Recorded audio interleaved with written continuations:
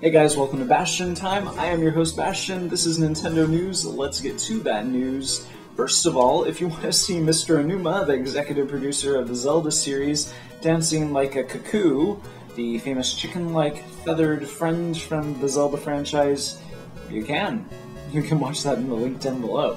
If you're wondering how big of a deal that Zelda You trailer was across the internet, it was the biggest viewed thing from IGN. When they posted their thing about Zelda U, that trailer, that was the most viewed thing. So Zelda U made quite a splash, not just for Nintendo fans.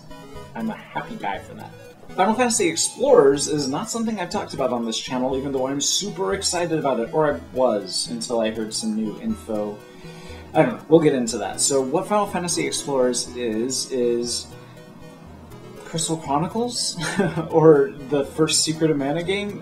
What's weird about it is it's Final Fantasy done in an action RPG style. So instead of a turn-based style, it's more like a Zelda kind of game.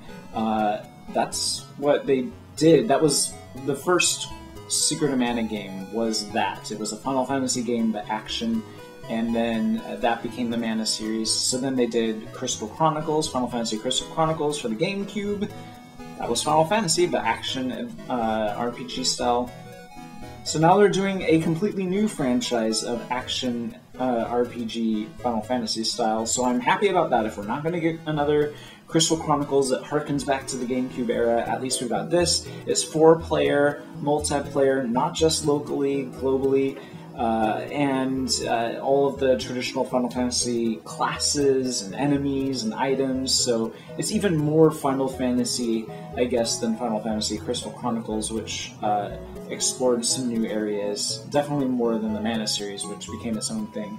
So that's all awesome, but the worrisome things that we've heard is that it all takes place on one island, which is not very Final Fantasy at all. The old school Final Fantasy games had you exploring an entire world, where the part of the excitement was when you finally got a boat and you could sail to the next continent.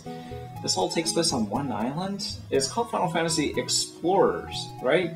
Where's the exploring involved? You can explore an island, but I'd rather get an airship to explore a whole world. And that's the other weird thing, is that you do get an airship in this, but it only lets you explore to various places on the island. That doesn't make sense to me. Why can't you take the airship and explore beyond the island?